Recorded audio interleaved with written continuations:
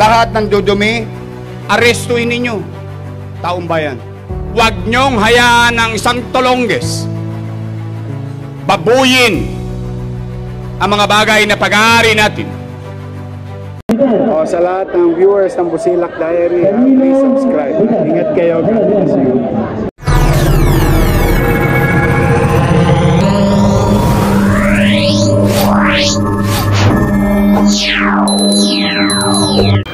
Continuation tayo mga kabungis sa may Tondohay na tayo. At eto nga po, binabaan po Barangay 72 Zone 6. Dito po binababa yung mga bata po. And sabi rin ng mga magulang, masaya sila sa ginagawa po ng ating butihing Yorme. Dahil meron na silang kapanatagan yung mga anak po nila na nasa bahay na pagtungtong ng alas 10.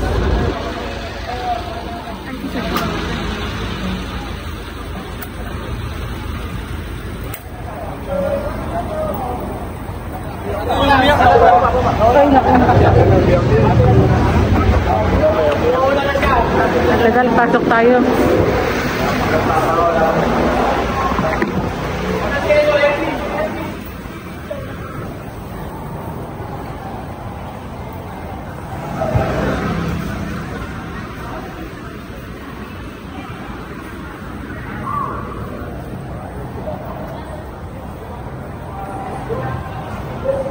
And ito po, pakita ko lang sa inyo yung mga bata po na nakupo.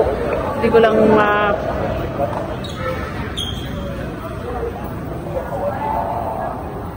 Barangay NDSW.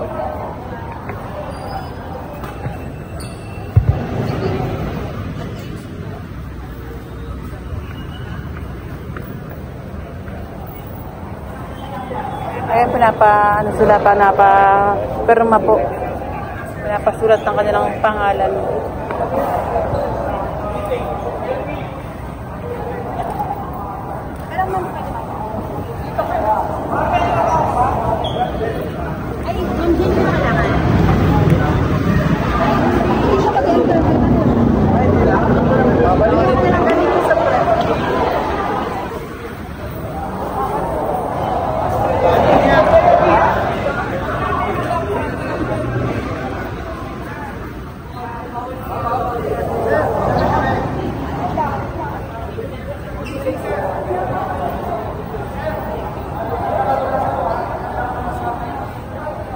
Ayan, may curfew na tayo. Meron tayong gobyerno mga kabungis-ngis. Kaya sumunod po kayo.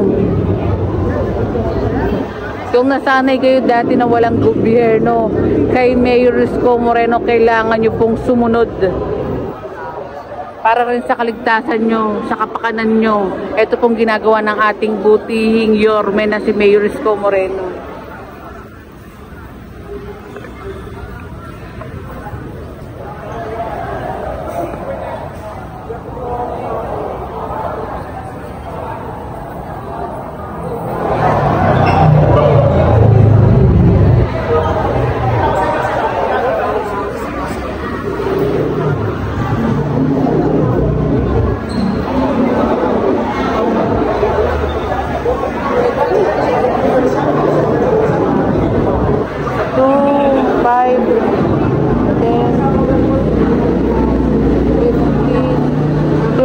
Na mga bata po.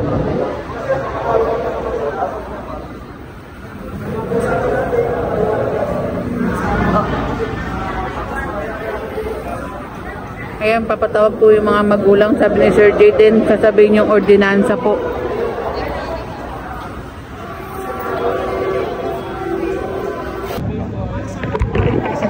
Tsaka kapanatagan ng kalooban ng mga magulang ninyo.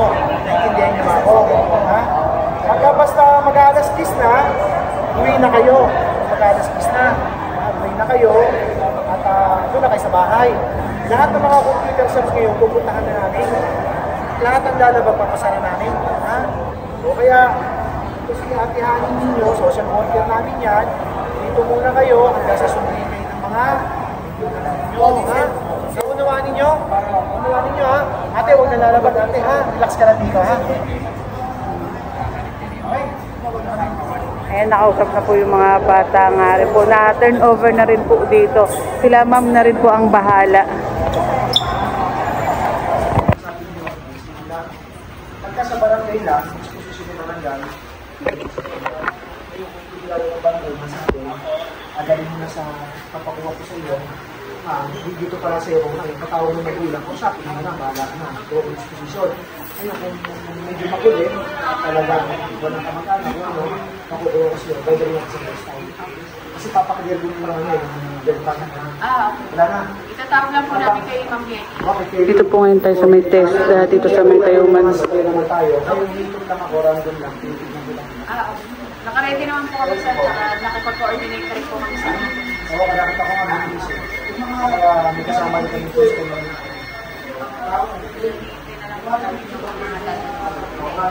Gusto rito, Okay naman sa ano marami? Pinadali sa mga competition. Sinorganate mo lang dito. Thank you. Ilan kayo dito? At yung dalawang ano po na social workers sa IT, same class. Hindi mo ba na dito? Opo, kasi pang papanig pa ay maaano. Pulis naman kayo dito, no? Nakabukas sila ngayon. 24 oras yan. Ang tabay lang yan. Kasi yung mga mahuli ng mga pulis o turnover ng mga barangay, dito dadalhin. Tapos gagawa ni Charis, ang district chief natin dito sa district 2. Opo. Gagawa niya ng disposition. Okay? Salamat ha. Okay po. Oo. Thank you po. Salamat sa inyo.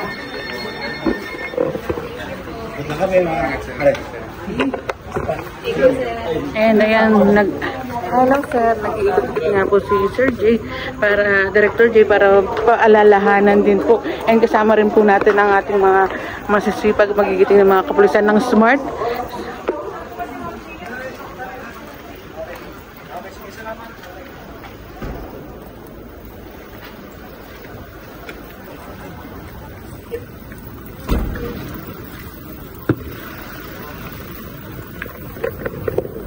And proceed tayo dito sa City Welfare Office.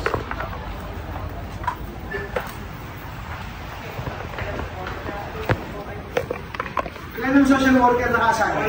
Balisa lang po. Ikaw lang.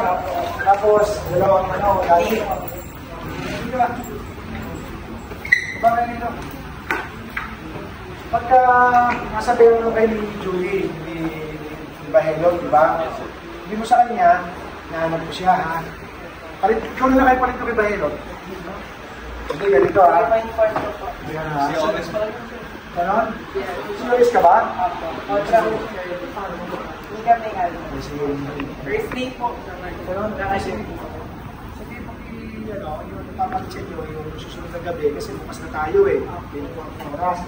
May tatanong sa inyo mga kapulisan natin dito, may tatanong ng barangay, pero ang barangay naman, ang nakakuha ng minoritan, disposition na nila yun, sa kanila na yun, di ba? Nagawa nila yun, bukilala nila yung bata at yung magulang. Pero pag dinala dito, gawin nyo ng disposisyon, patawag yung magulang. Pati pa, yan, o din sa barangay, patawag yung magulang, paliwanag nyo, ordinansa. Ordinansa natin. Yan.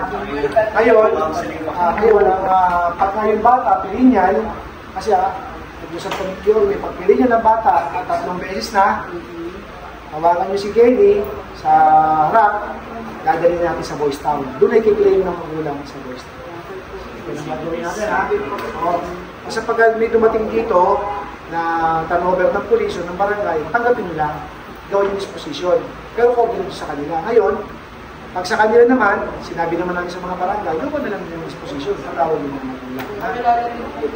Okay. Tama. Very good. Okay. Ingat. Ingat kayo, ha? Ingat, ha? Sir Jay, matanong ko lang po, pag ilang beses nang nahuhuli po yung bata, yung magulang, may multa po ba yun? Meron. Kasi andun doon sa ordinansa natin, ang bata siyempre minor eh, no? Talo kung 15, below. Pero ang magulang, meron pananagutan. Under doon sa ordinansa natin ngayon. Ano ba ordinansa to?